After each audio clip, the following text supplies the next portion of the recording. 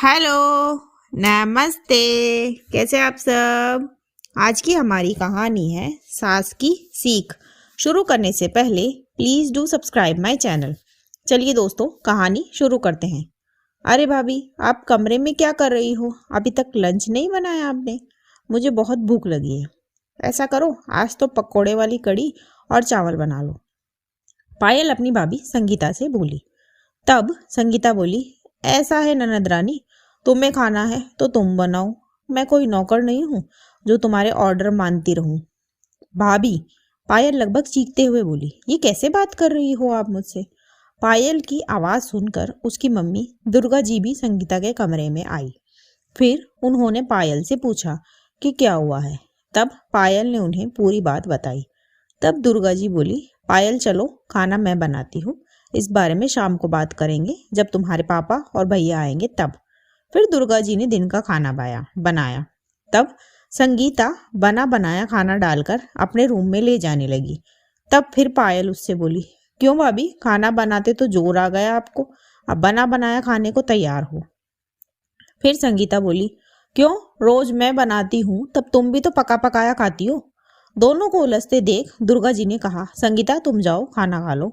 उसके जाने के बाद पायल बोली, माँ, क्या भाभी से डरते हो जो उनके लिए खाना बना कर रखी हो? तब दुर्गा जी बोली, बेटा, तेरी भाभी ने ऐसा बर्ताव कभी नहीं किया जैसा आज कर रही है।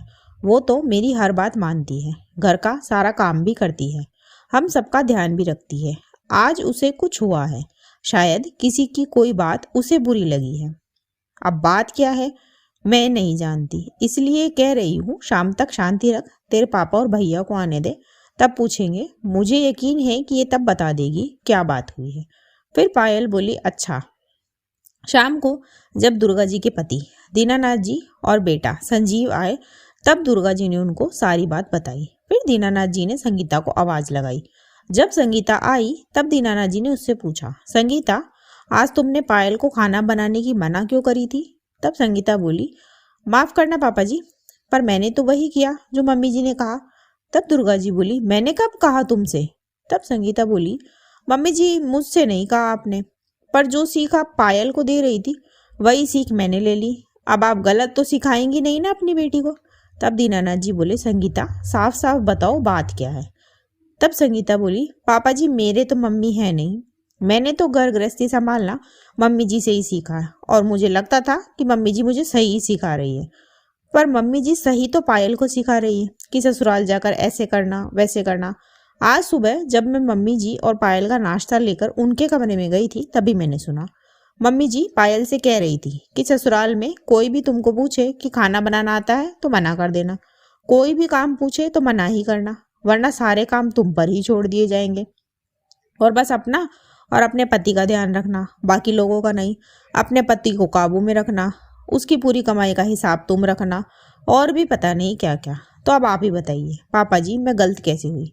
मैं तो सास की सीख मान रही थी। हाँ, ये बात और है कि उन्होंने मुझे कुछ सिखाया और पायल को कुछ और ही सिखा रही थी। दरअसल पायल की अगले महीने शादी होने वाली है, तो दुर्गा जी उसे ससुराल के लिए तैयार कर रही थी। तब ये सब बातें संगीता ने सुन ली। फिर दीनानाथ जी अपनी पत्नी से बोले, ये बहू क्या कह रही है? फिर दुर्गा जी ने कोई भी जवाब नहीं दिया। जी वो मैं तो। फिर दीनानाथ जी बोले, यही सब सिखा रही हो तुम बेटी को, तो फिर क्या जरूरत है इसकी शादी करने की? जब तुम चाहती ही नहीं हो इसका घर बसे तो फिर शादी करनी ही क्यों है? फिर दुर्गा जी से कोई जवाब देते ना बना। फिर दीनानाथ जी अपनी बेटी से बोले, देख पायल, रिश्तों में हिसाब किताब नहीं रखा जाता, अगर हिसाब किताब रखोगी तो तुम रिश्तों को खो दोगी। फिर वो संगीता से बोले, बहू, अच्छा किया तुमने जो सब बात सबके सामने बोल दी। फिर उन्होंने संगीता के सर पर हाथ रखा। दोस्तों, बहू से सेवा की उम्मीद करते हो तो बेटी को भी सेवा करने की सीख देनी चाहिए। इसी मैसेज के साथ कहानी खत्म होती है। कहानी आपको कैसी लगी मुझे कमेंट बॉक्स में ज़रूर बताएं। ऐसी ही और कहानियाँ सुनने के लिए मेरे चैनल KNY के हिंदी कहानियाँ को सब्सक्राइब ज़रूर करें। थैंक यू सो मच दोस्तों, thanks for watching. Do like, share and subscribe my channel. Thank you so much.